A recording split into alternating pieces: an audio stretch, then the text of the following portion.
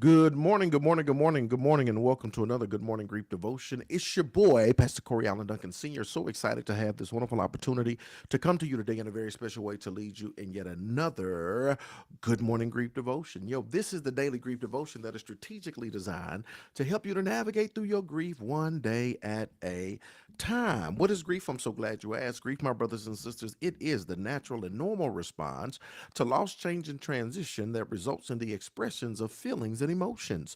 Grief is what you feel on the inside. Mourning is what you reveal on the outside. Therefore, we don't suppress it, but we express it. We don't ignore it, but we explore it. We don't conceal it, but we reveal it. We don't lock it up, but we let it out. And that's why we shout good morning, because mourning is a good thing. And I'm so glad that you are here today as we lead you in a very special way and yet another Good Morning Grief devotion. Today is day 77. This message is straight from heaven. We're going to talk about my supporters come and go. My supporters come and go. My supporters come and go. I want you to know something about the grief journey. It is a long process, right? And as you navigate through this process, what you are going to find is there are different chapters to your grief journey, right? There are going to be different chapters, different feelings, different emotions, different seasons. All of these wonderful things will be wrapped up and tied up and tangled up in your grief journey. And along with that, what you're going to find is you're going to have different supporters.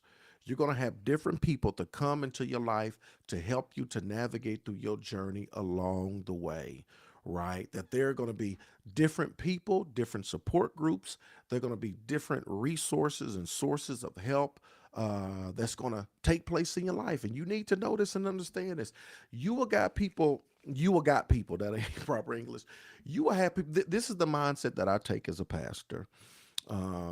It's the old saying that people come into your life for a reason, a season, and a lifetime, right? There are some people that come to my church for a reason, right? They just come for a reason. They may come for a funeral, they may come for a wedding, they may come because a friend invited them, whatever the case may be. They just come for a reason. Neighborhood seeing you, blah blah blah. They come for a reason, or whatever the case may be. They're dealing with grief. They come, they show up, whatever the case may be. They come for a reason. You have some people that come for a season, right? They'll come for a season. They may join, or they just may just come and be with us for a season. That season could be a month. That season could be 3 years. It could be 5 years. There are people online that have come for a season, right? There's some people, they come for a reason. They pop in a grief journey, they pop out. They came one time, two times. There's some people that come for a season. Perhaps you come for a season, that you came for a few weeks or a month or two, and that was it. You got what you needed, or you came back, or you just ebb and flow in and out. There are some people that come for a lifetime. Some people for a reason, some people for a season, some people for a lifetime. There's some people like, oh, I'm riding with you. I'm down. I'm down. I'm here. I ain't going nowhere. Hey, I'm it is what it is. You can't get rid of me, right? We locked in for life.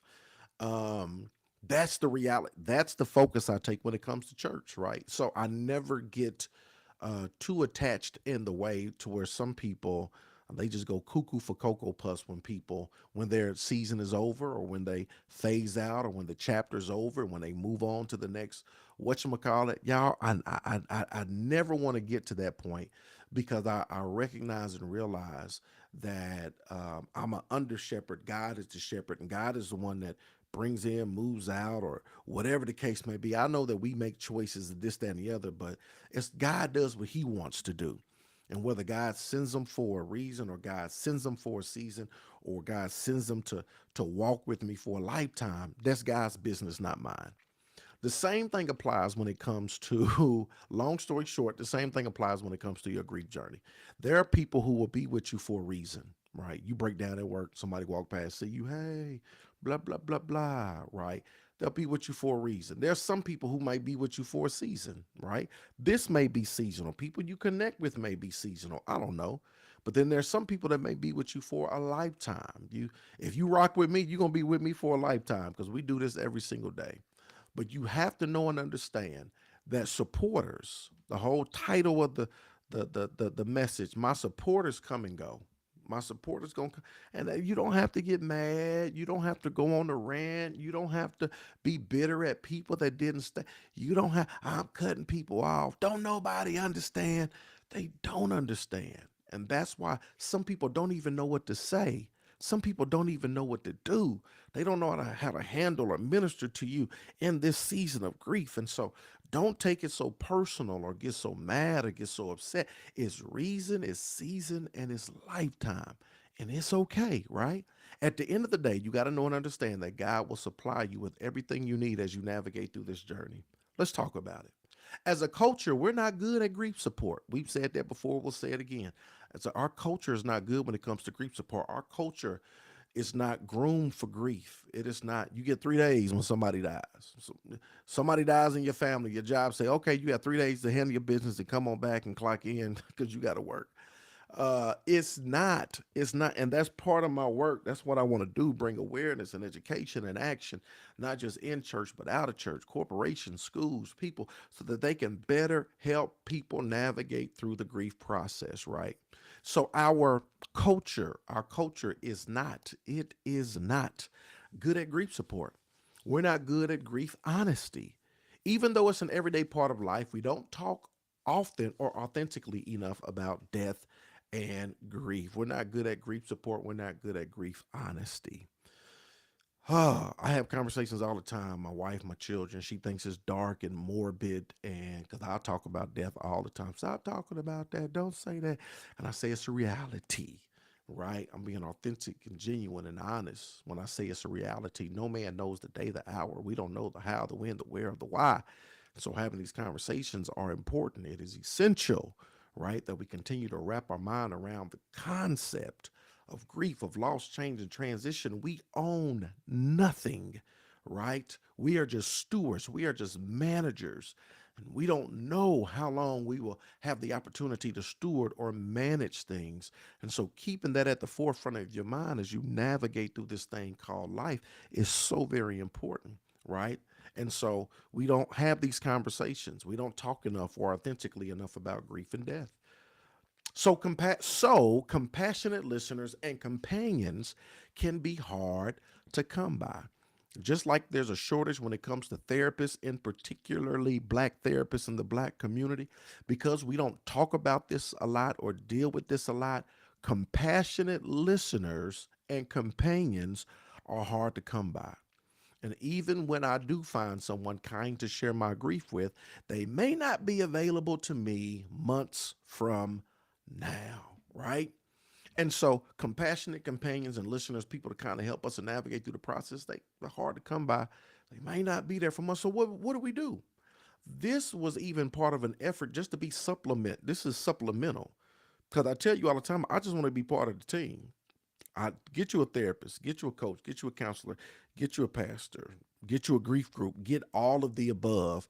I just want to help supplement and be part of the team because by chance you have no outlet. This is an opportunity for you to every single day. I'm gonna get a tool, tip, technique, a takeaway. I'm gonna get a nugget. I'm gonna get a nudge. I'm gonna get something that's gonna help me to navigate through the grief I'm going through. This is just a supplement. This is just a vitamin, right? For some of you, you saying this is all I got, right? And so, and I praise God if that's the case. But it's hard to come by, and that's part of the reason why we started this initiative, because there's not a lot of awareness. There's not a lot of education. People will walk with you the first couple of weeks, and then you don't see them no more. Then it's like, how am I supposed to get through this? So this platform was designed, strategically designed, to help you to navigate through your grief one day at a time, right? And so that's the power and the importance of this, understanding that and putting something in place to help you navigate through that, right? So that's why this is so important. My cast of supporters changed. Did we read everything from the last one? Yep, they may not be available for months now. My cast of supporters changes from season to season and year to year. Y'all hear that? I just told you that it's going to change. You ain't got to be mad. You ain't got to be upset. You ain't got to. No, it's going to change from season to season and from year to year. This revolving door can feel hurtful sometimes, but it's normal. And I get it. It can feel hurtful. They're not there for me, or I keep going, and to have to, when you got somebody you with and you break it down and y'all got a little thing going and they not there no more, then it's like I got to start all over at the beginning again. I got to break it all. I got to go all the way back to the beginning again. And I know that can be frustrating, But as you navigate through the process, you should see small steps lead to great distances, right? And so I know it can be frustrating sometimes. Understand that's natural and it's normal for that to take place. Maintaining empathy over time can be difficult, and people are constantly facing their own challenges and losses. But still, here it is. I reach out and I try to connect. That's the bottom line. No matter what happens, don't get bitter or offended in such a way that you just, nah, I reach out and I still try to connect. Don't disassociate yourself. Don't be a turtle and retreat to your own shell and all of that stuff. No, still I reach out and I try to connect. If God orchestrates everything anyway, then you got to understand that, hey, people are reason, season, lifetime. And if their chapter, if their part of the story is over, or like it is, if their part of the story is just pause and maybe they'll come back, then it is what it is. People say all the time, and I love this saying, you know where you've been, but you don't know where you're going. And so it's difficult when you try to do people wrong, or you so bitter you burn bridges and this stuff because you know where you've been, but you don't know where you're going. You don't know where you're headed. You don't know who you're gonna need in the future. You don't know what that's going to look like in the future. And so you don't have to burn up the book or burn up the chapter. You don't have to. You ever you remember when we were in elementary school or even in junior high, and we got yearbooks and there was somebody you didn't like and you crossed their face out, or you put devil horns on them, or you just did something real silly to them, and then maybe even later on in life, right, you reconnect or y'all friends again, y'all start working, y'all done matured and grew up. Then you look back in the yearbook and like, dang, I did all of this. I defaced you. I did all of this stuff because guess what? You know where you've been, but you don't know where you're going, right? And so we even have to be careful now how we handle situations, circumstances, people, because you don't know what's going to come in the future, right? So here it is. Maintaining empathy over time is difficult, and people are constantly facing their own challenges and losses. But still, I reach out and I try to connect. Here it is. Final thought. When I'm with someone else, I am present and kind to them. When I'm with someone else, I am present and kind to them. Don't blame the next person for the actions of the last person. When I'm with somebody, I'm going to be present and I'm going to be kind to them. Don't blame the next person for the actions of the last person. Remember, y'all, this is a day by day, step by step journey. And you got to remember that my supporters, they're going to come and go. But as you continue to navigate through your grief journey, you will get through it. Pastor Corey Allen Duncan Sr., I love y'all with the love of the Lord. Hope you've been blessed today. Look forward to seeing you again tomorrow, 8 a.m. Eastern Standard Time for another Good Morning Grief devotion. I hope and pray you have a sensational Sunday. In Jesus' name, let's go.